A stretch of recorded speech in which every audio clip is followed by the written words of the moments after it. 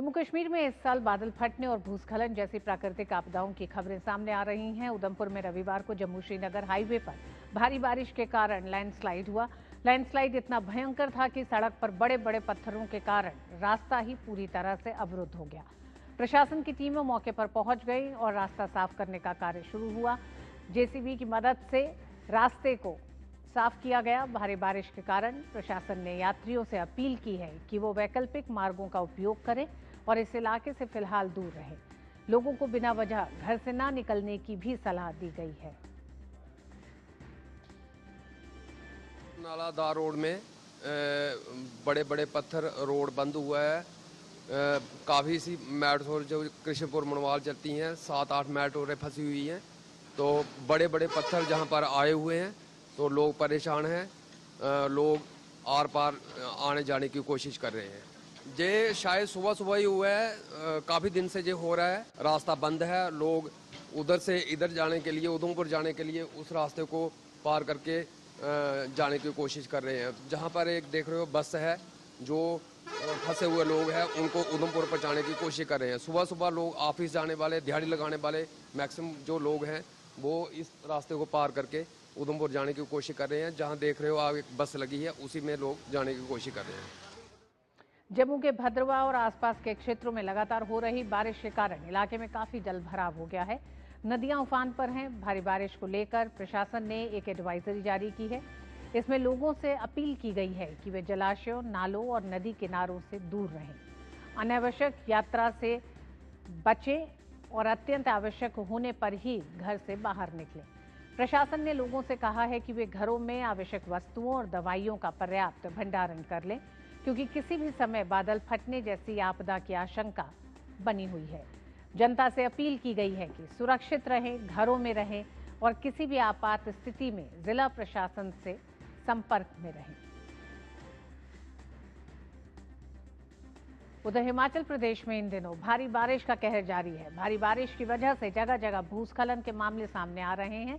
वहीं कई जगह पर सड़कें भी अवरुद्ध हुई हैं। मौसम विभाग ने हिमाचल प्रदेश में भारी बारिश को लेकर ऑरेंज अलर्ट जारी किया है।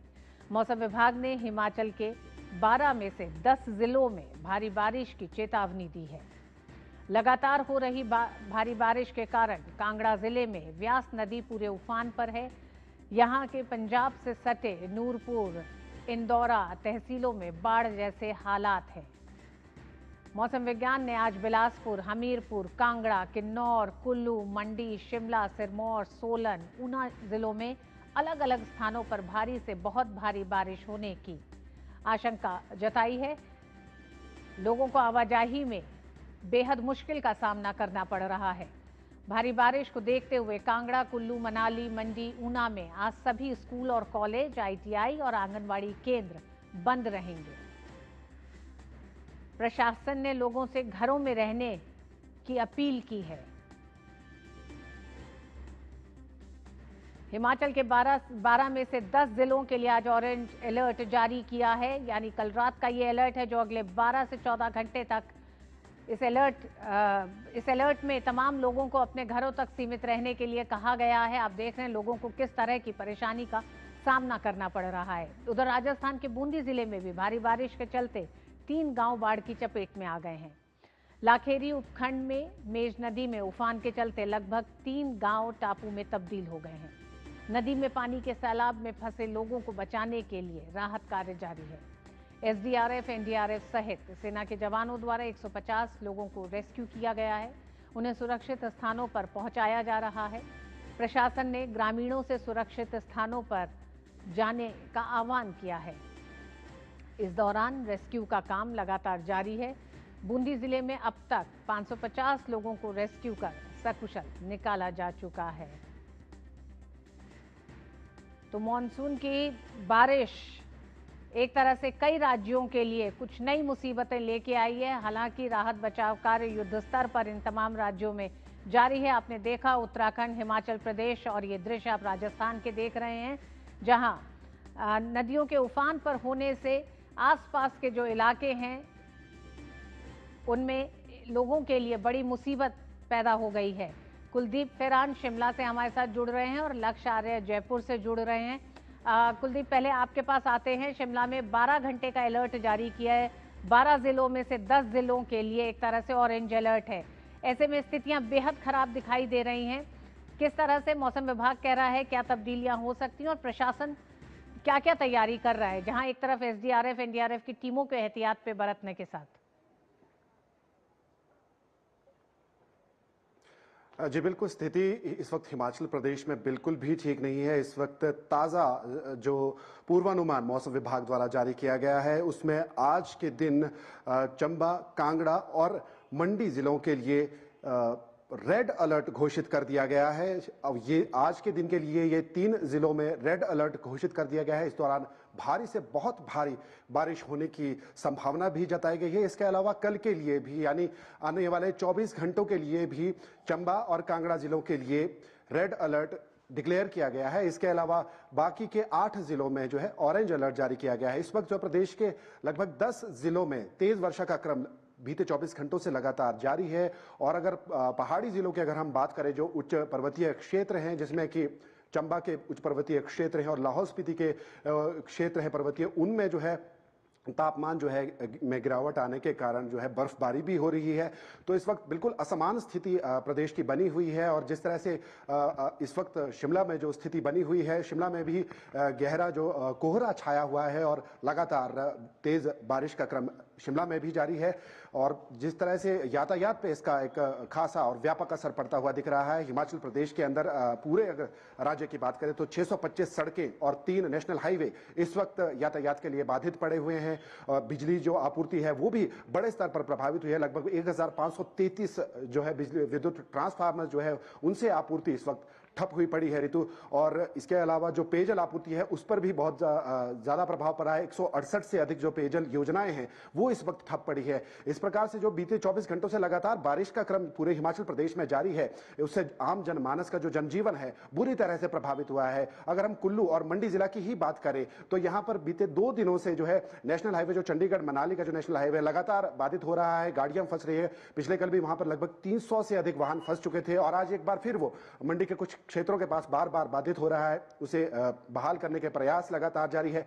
आज जिन 3 जिलों में रेड अलर्ट किया गया है, ये तीनों, गौरतलब है कि ये जो तीनों जिले हैं इनकी जो टेरेन है वो इस तरह से है कि इनमें पहाड़ी क्षेत्र भी है और मैदानी क्षेत्र भी है। एक और जो पहाड़ी क्षेत्रों में लगातार बारिश हो रही है और उसके बाद उन्हीं जिलों के जो मैदानी इलाके हैं उन इलाकों में जल भराव की स्थिति पैदा हो गई है। प्रशासन द्वारा, एनडीआरएफ की टीमों द्वारा कांगड़ा के ही इलाकों से 2 अलग अलग जगहों से लगभग 11 लोगों को अभी रेस्क्यू कर दिया गया है। लगभग 2 से 3 फीट जो है घरों के अंदर पानी घुस गया है। गाड़ियां सड़कों पर तैरती हुई नजर आ रही है।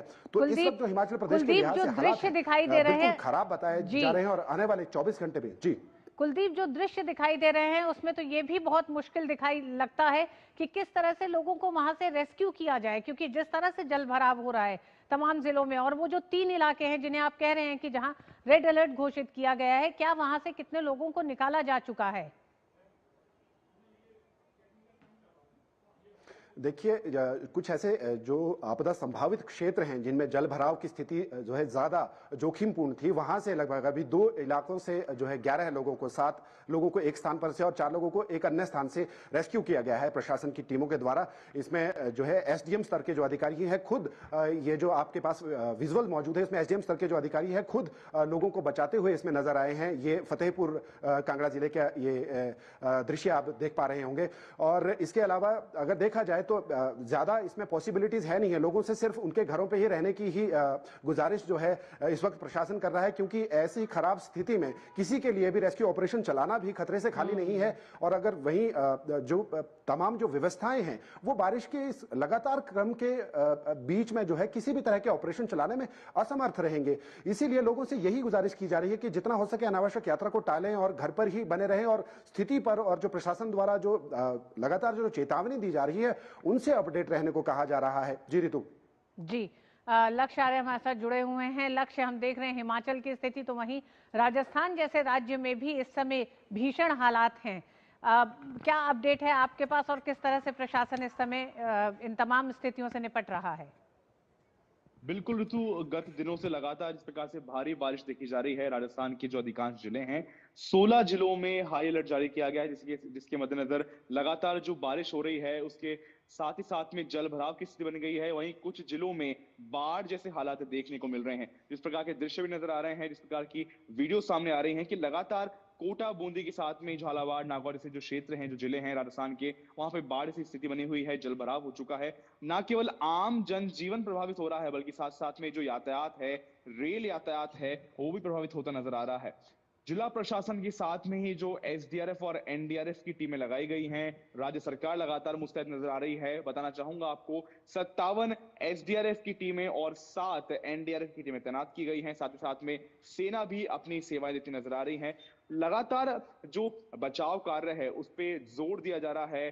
कोटा बूंदी क्षेत्र, क्योंकि लोकसभा अध्यक्ष ओम बिरला का वो क्षेत्र आता है, तो उस क्षेत्र पे और तमाम राजस्थान पे लोकसभा अध्यक्ष ओम बिरला स्वयं नजर बनाए हुए हैं। वो लगातार किस प्रकार बचाव कार्य किए जा रहे हैं, किस प्रकार रेस्क्यू ऑपरेशन किए जा रहे हैं, क्या क्या एहतियाती कदम उठाए जा रहे हैं, उन सभी पे, तमाम चीजों पे ओम बिरला जी लगातार नजर बनाए हुए हैं। साथ साथ में जो राज्य के मुख्यमंत्री हैं भजनलाल शर्मा, वो लगातार कंट्रोल रूम के माध्यम से नजर बनाए हुए हैं। जो अहम है ऋतु यहाँ पे, क्योंकि लगातार बारिश गत दिनों से हो रही है, परंतु जो अगले 2 दिन हैं, आईएमडी और मौसम विज्ञान केंद्र के अनुसार जो 27 अगस्त तक है, तब तक राजस्थान में बारिश का जो दौर है वो थमने नहीं वाला है। बताया जा रहा है कि अगले 2 दिन में भी जो बारिश की गतिविधियां हैं उनमें बढ़ोतरी होगी, कमी नहीं होगी, जिसको लेकर लगातार जिला प्रशासन, राज्य प्रशासन, वहीं साथ साथ में जो मौसम विभाग है उनके द्वारा अनेकानेक दिशा निर्देश दिए जा रहे हैं कि आप किस प्रकार से एहतियात उठाएं। हेल्पलाइन नंबर लगातार जारी किए जा रहे हैं। बताना चाहूंगा कल ही नागौर और जो प्रभावित क्षेत्र हैं, जो नागौर और कोटा बूंदी संभाग है, इस जगह से 550 से अधिक लोगों को रेस्क्यू किया गया, उन्हें सुरक्षित स्थान में पहुंचाया गया। तो लगातार एसडीआरएफ एनडीआरएफ तो अपनी मुस्तैद है ही, परंतु मुश्किल और यहाँ पे जो जरूरी चीज है वो है कि जो आम जनता है वो जागरूक रहे और अपनी जिम्मेदारी समझते हुए जो प्रशासन द्वारा जो निर्देश दिए जा रहे हैं उनकी पालना करे। वहीं साथ ही साथ में जो अगर हम थोड़ा जोर डालें कि किस प्रकार से जो अभी स्थिति बनी हुई है राजस्थान के कुछ जिलों में, इनके पीछे क्या कारण है, क्योंकि जो ट्रफ लाइन है वो गुजर रही है और वो उसका जो बहाव है, जो ट्रफ लाइन गुजरने का जो रास्ता है, वो ग्वालियर प्रयागराज होते हुए जो राजस्थान के कुछ जिले हैं उनके माध्यम से होते हुए गुजर रहा है, जिनमें जयपुर भी शामिल है, जिनमें कोटा बूंदी भी शामिल है, जिनमें नागौर और आदि जिले भी शामिल हैं। तो इस जगह से जब ट्रफ लाइन गुजर रही है, वहीं जो राजस्थान वाला क्षेत्र है, जो पश्चिमी भारत है, यहाँ पे साइक्लोनिक जो सर्कुलेशन है वो कम दबाव का क्षेत्र बन चुका है, जिसकी वजह से आगामी दिनों में भी इसका प्रभाव रहेगा। मौसम विज्ञान केंद्र के अनुसार जो साइक्लोनिक सर्कुलेशन है उसके प्रभाव से आगामी 2 दिनों में भी जो भारी से अति भारी बारिश देखने को मिल सकती है, जिसको लेकर लगातार न केवल राज्य सरकार मुस्तैद है, बल्कि एनडीआरएफ एसडीआरएफ लगातार तैयार। बिल्कुल लक्ष्य, मौसम विभाग लगातार उन तमाम राज्यों के लिए एहतियात जारी कर रहा है और ये कहना है कि आने वाले अगले 48 से 36 घंटे तक इस तरह की स्थितियां बनी रहेंगी। बहुत बहुत धन्यवाद कुलदीप आपका भी और लक्ष्य आपका भी हमारे साथ जुड़ने के लिए और अपडेट के लिए। और दिल्ली में वाइब्रेंट